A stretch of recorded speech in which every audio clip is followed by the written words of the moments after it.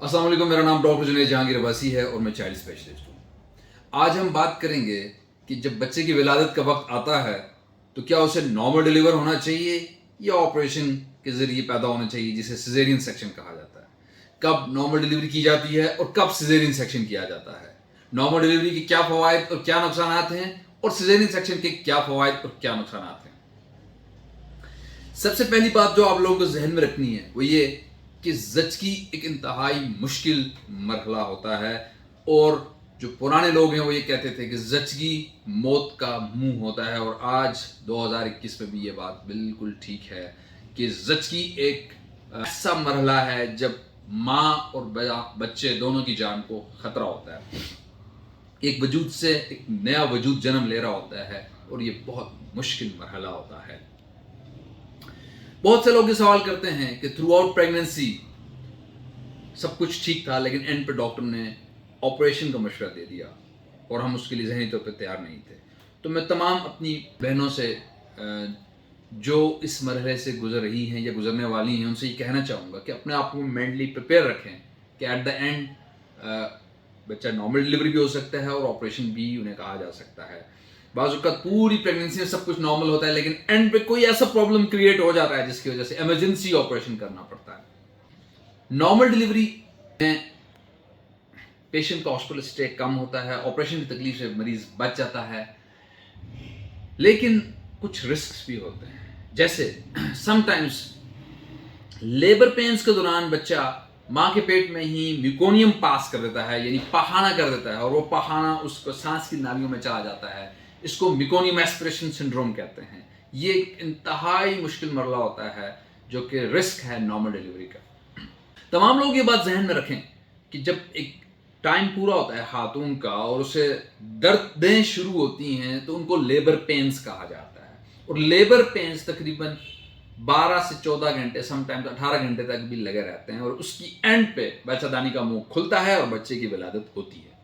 बाज़ औक़ात लेबर इतना प्रोलॉन्ग हो जाता है कि बच्चा सक्सेसफुली नीचे नहीं आता, बच्चादानी का मुंह कामयाबी से नहीं खुलता और बच्चा स्टक हो जाता है। इसे ऑब्स्ट्रक्टेड लेबर कहते हैं, और ये भी एक इंडिकेशन है इमरजेंसी सिजेरियन सेक्शन की। बाज़ औक़ात जो बच्चे का साइज है वो इतना बड़ा होता है कि वो नॉर्मल तरीके से पैदा नहीं हो पा रहा होता। बाज़ औक़ात बच्चे का सर तो डिसेंड कर जाता है लेकिन शोल्डर स्टक हो जाते हैं, उसमें भी एक इमरजेंसी सिचुएशन क्रिएट हो जाती है। समटाइम्स ऐसा होता है कि लेबर के दौरान बच्चे की दिल की धड़कन बहुत कम हो जाती है, जिसकी वजह से इमरजेंसी ऑपरेशन करना पड़ जाता है। बाज़ औक़ात बच्चे में कुछ ऐसे पैदाइशी नुक्स होते हैं जैसे ड्यूरेनल एट्रीज़िया, जैसे कोई कंजेनिटल हार्ट डिजीज़, जैसे फेफड़ों के मसाइल, बच्चों के आंतों के मसाइल, डायफ्रेगमेटिक हर्निया, बहुत सारी चीज़ें जो बच्चे के पैदाइशी नुक्स हैं उनकी वजह से भी गायनेकोलॉजिस्ट ये डिसीजन लेती है कि इस बच्चे को सिजेरियन सेक्शन से पैदा करना है। बाज़ औक़ात एक से ज़्यादा बच्चे होते हैं, ट्विन प्रेगनेंसी होती है, उनको भी सेफ मोड सिजेरियन सेक्शन ही है, क्योंकि नॉर्मल उनका दोनों बच्चों का पैदा होना मुश्किल होता है। बाज़ औक़ात बच्चा उल्टा होता है। उल्टे से मुराद ये है कि वैसे तो नॉर्मल बच्चे का सर नीचे और पाँव ऊपर होते हैं, लेकिन अगर पाँव नीचे हो और सर ऊपर हो तो इसको ब्रीच प्रेजेंटेशन कहा जाता है, और breech presentation is also an indication of caesarean section. कुछ दाइयाँ ख़ुसूसन जो मज़ाफ़ाती इलाके हैं उनमें कोशिश करती हैं कि ज़बरदस्ती बच्चे को नॉर्मल डिलीवर कर दिया जाए। एक ऐसा बच्चा जिसे गायनेकोलॉजिस्ट ने सिजेरियन एडवाइस किया था, लेकिन कुछ दाइयाँ अपनी प्रोग्रेस शो करने के लिए ज़बरदस्ती उनको नॉर्मल डिलीवर कराती।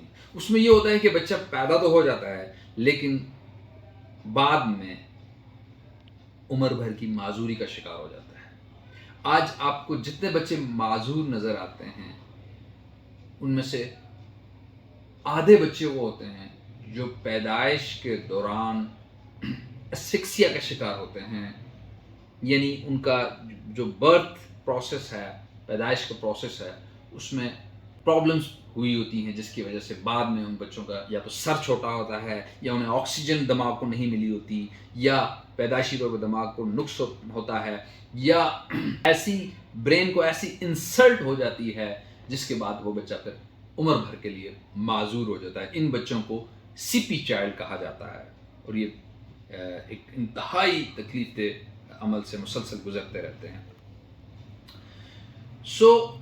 جو ٹیک ہوم میسج ہے وہ یہ ہے کہ چاہے ڈلیوری ہو یا سیزیرین سیکشن ہو، اس کے ریزلٹس اچھے ہونے چاہیے، اور ماں اور بچہ دونوں سیف ہونے چاہیے، اور ایک صحت مند بچہ پیدا ہونا چاہیے۔ کچھ پرابلمز ہیں، تو جیسے میں نے آپ سے ذکر کیا کہ بچے کا سائز بڑا ہے، یہ پیدائشی نقص ہیں، یا ملٹیپل جسٹیشنز ہیں، ٹوئنز ہیں، یا اس کا دل کی دھڑکن ٹھیک نہیں ہے، یا وہ پخانہ پیٹ کے اندر کر گیا ہے، یا اور بہت سارے پرابلمس ہیں۔ اس کے علاوہ بھی بہت سارے انڈیکیشنز ہیں۔ سم ٹائمز جو بچے کی جو کارڈ ہوتی ہے، امبلائکل کارڈ، بچے کی گردن کی گرد لپٹی ہوتی ہے، کارڈ اراؤنڈ دا نیک ہے، اس میں بھی سیزیرین سیف موڈ ہے۔ اسی طرح جو بریچ پریزنٹیشن بچہ الٹا ہے، اس میں بھی سیزیرین سیف موڈ ہے۔ تو ان ساری چیزوں کو دیکھ کے ڈیسیژن لیا جاتا ہے۔ اور میں تمام لوگوں سے کہنا چاہوں گا کہ آپ کی جو بھی گائنوکالوجسٹ ہیں، ٹرسٹ یور گائنوکالوجسٹ، ان پہ ٹرسٹ کریں، وہ آپ کے لیے بہتر فیصلہ کر رہی ہوتی ہیں۔ آپ ماں اور بچے دونوں کی صحت کے لیے ڈیسیژن ان کا ہوتا ہے، اور جو ان کا ڈیسیژن ہوتا ہے وہ آپ کے بیسٹ انٹرسٹ میں ہوتا ہے۔ تو آپ کسی قسم کی جو ہے وہ غلط فہمی کا شکار نہ ہوں۔ اکثر لوگ گلہ کرتے ہیں کہ جی ہمیں تو پہلے نہیں بتایا گیا تھا کہ آپریشن ہوگا، اور اینڈ ٹائم پہ آپریشن بتا دیا گیا، یا اگر نارمل ڈلیوری کا خدا نخواستہ رزلٹس اچھے نہ ہوں تو کہتے ہیں کہ جی سب کچھ ٹھیک تھا، لیکن جب بچہ پیدا ہوا تو وہ رویا نہیں، جب بچہ پیدا ہوا تو اس سے آکسیجن کی کمی ہو گئی، جب بچہ پیدا ہوا تو اسے نرسری میں رکھنا پڑ گیا، تو ہمیں تو ایسا کچھ نہیں بتایا گیا تھا۔ تو میں سب لوگوں کو یہ بات بتانا چاہتا ہوں کہ ان باتوں کا کچھ پتہ نہیں ہوتا۔ ہم میں سے تو ویسے تو انسانی جان کا ہی کچھ پتہ نہیں ہے۔ ہم میں سے کوئی بھی شخص کسی بھی وقت کسی بھی لمحے موت کا شکار ہو سکتا ہے، کسی بیماری کا، کسی حادثے کا شکار ہو سکتا ہے۔ تو جو خصوصاً زچگی کا مرحلہ ہے، اس میں ہر چیز پہلے سے ڈیفائن نہیں کی جا سکتی۔ آپ ایک اندازہ ضرور لگا سکتے ہیں، تجربے کی بنیاد پر قیاس ضرور کر سکتے ہیں، لیکن خدا نخواستہ نعوذ باللہ آپ کو غیب کا علم نہیں ہوتا۔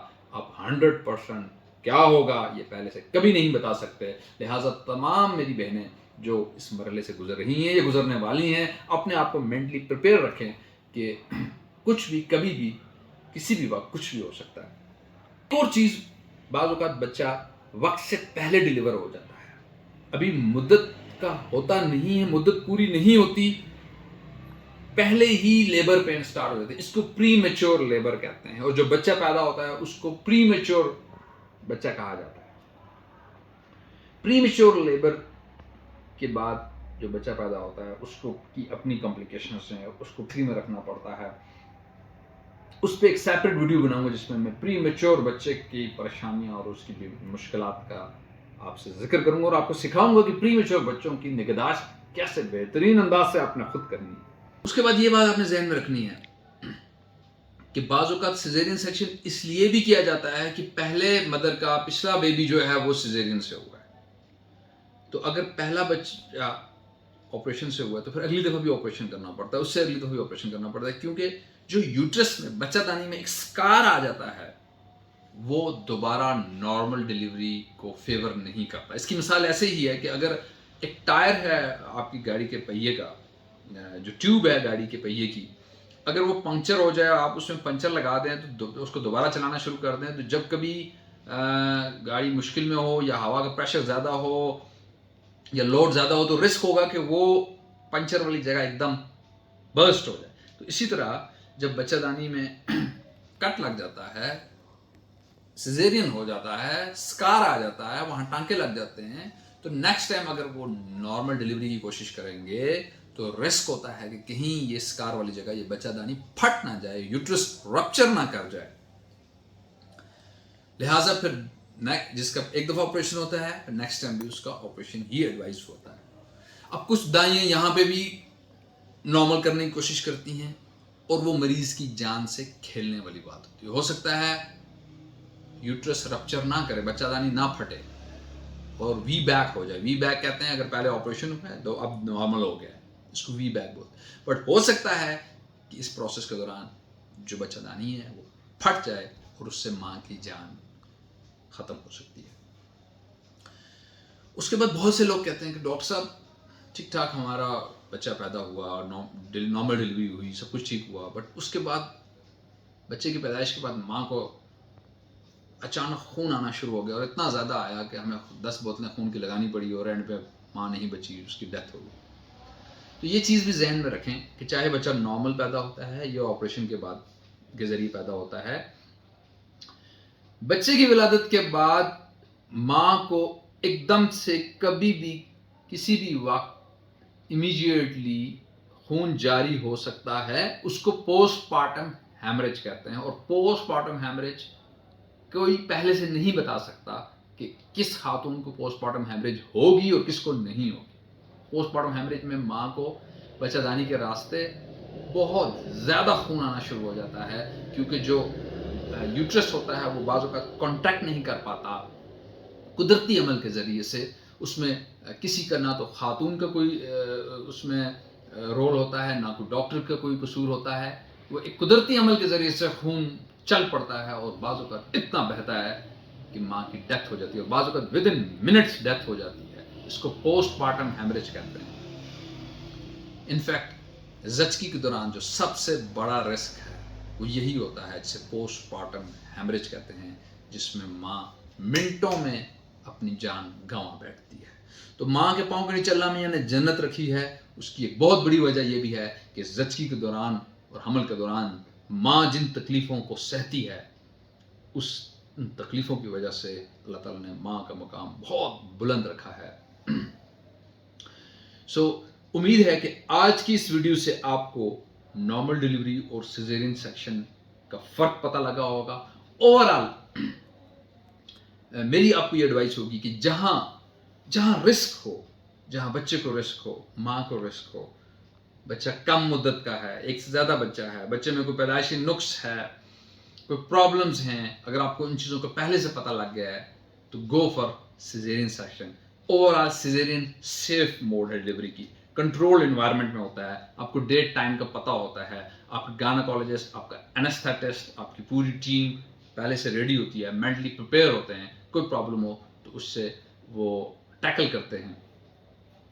اور پلیز ایک چیز اور جو میں آپ کو ایڈوائز کرنا چاہتا ہوں وہ یہ کہ جب کبھی نارمل ڈیلیوری ہو یا آپریشن ہو تو اس کے بعد بچے کو ایک دفعہ بچوں کے ڈاکٹر کو ضرور دکھائیں.